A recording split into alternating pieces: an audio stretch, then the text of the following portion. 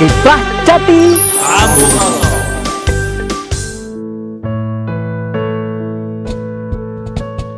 Aku tak mengerti apa yang ku rasa, rindu yang tak pernah begitu hebatnya. Aku mencintaimu lebih dari yang kau tahu, meski kau takkan pernah tahu. Baru ku sadari cintaku bertepuk sebelah tangan. Kau buat remuk seluruh hatiku.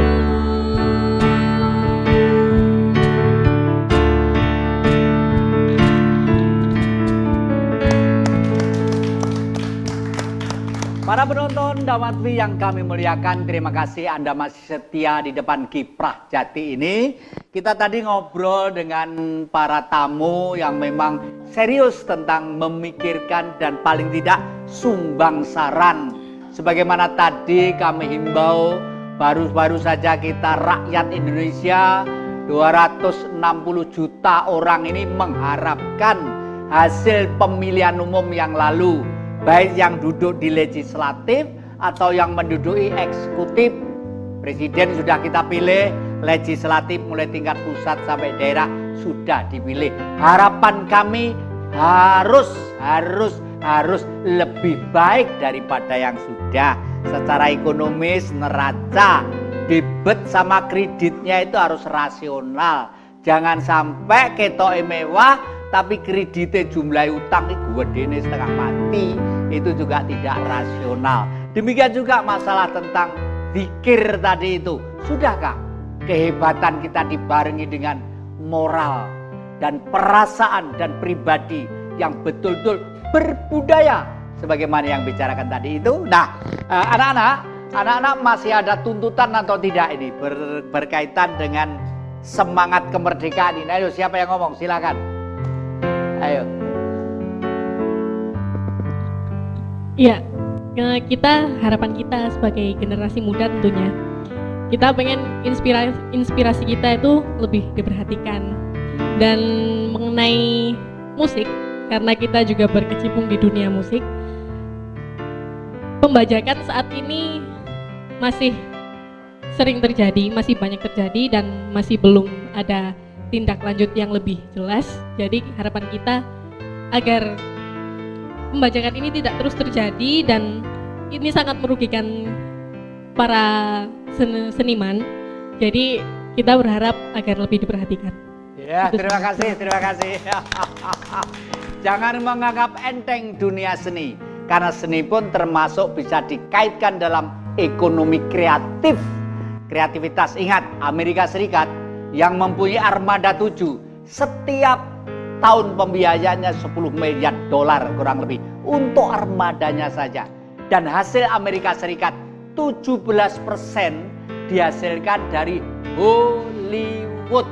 Hasil karya seni, koboi bedil-bedilan, kerajaan-kerajaan drama dijual pasarannya dunia. Apalagi sekarang sudah semakin terbuka pergaulan ekonomi internasional.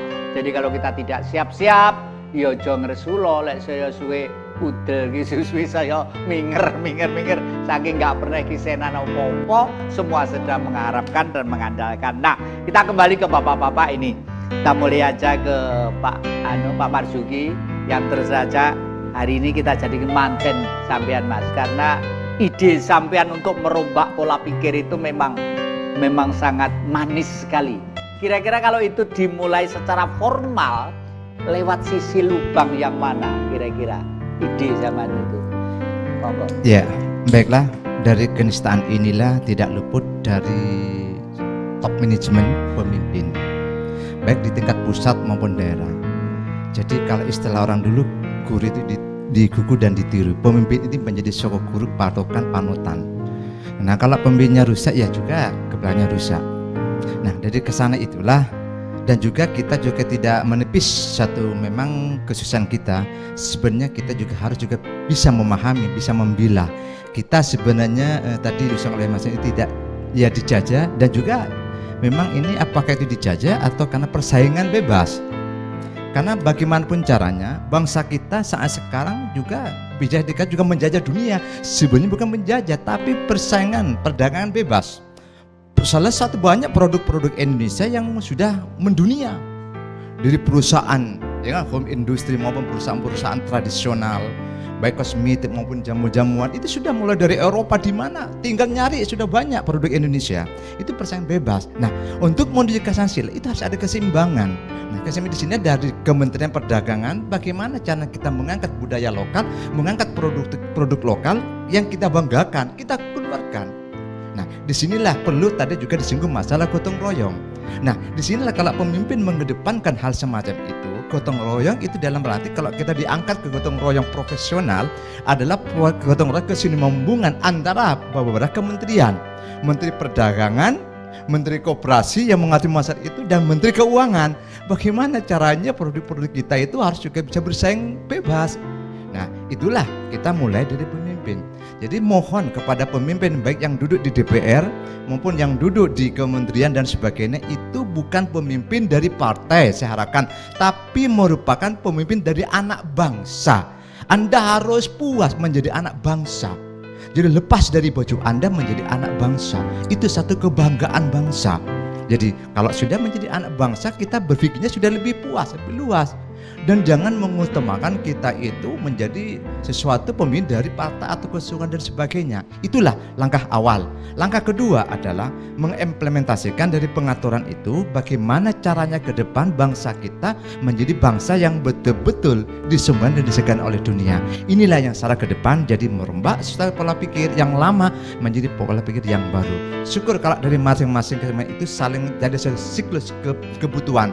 Tidak mungkin Menteri Koperasi tidak akan membutuhkan dari Menteri Sosial, ya kan ya?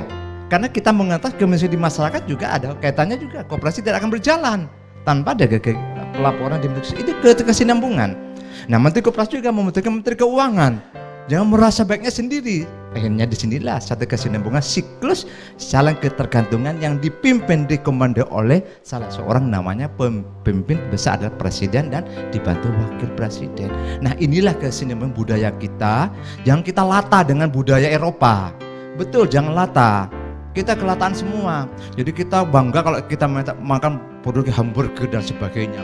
Tapi dewa kita nggak bangga. Hati-hati. Penyakit yang paling banyak menyokong kanker dan tumor adalah makan banyak dari Eropa.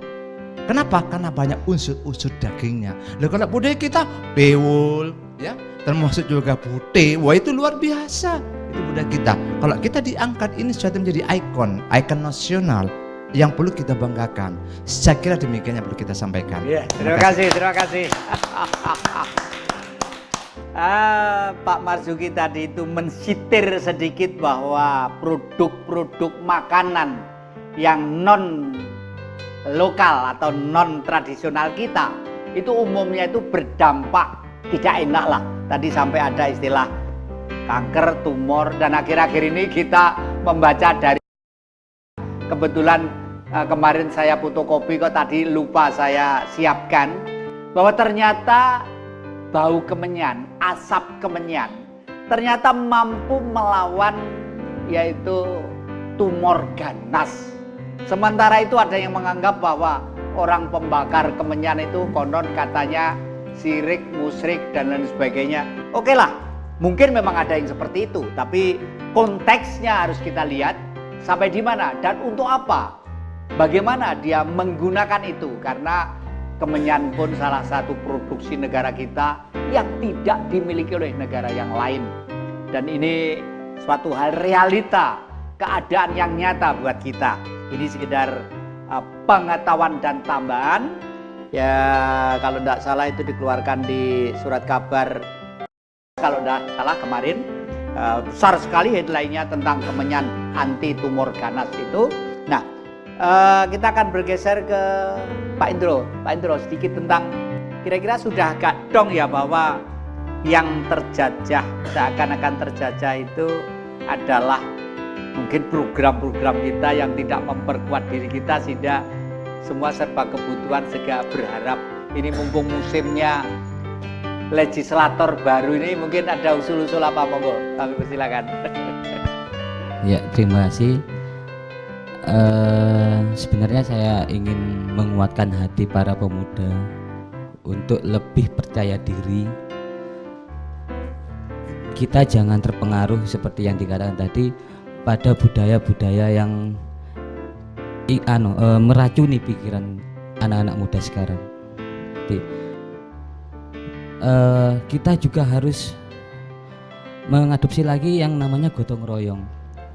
Seperti halnya dulu waktu kita melawan penjajah, itu kita juga punya yang namanya Sumpah Pemuda.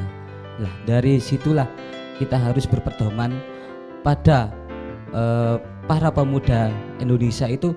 Kita sudah mempunyai pedoman dasar Sumpah Pemuda itu tadi. Ayo kita bangun Indonesia ini yang lebih baik. Jadi kita sebagai pemuda itu harus punya rasa percaya diri untuk memajukan, menaikkan martabat Indonesia. Saya kira begitu, Pak. Ya, terima kasih, terima kasih. Pak Edi, ini Pak Hendro melempar kepada kita.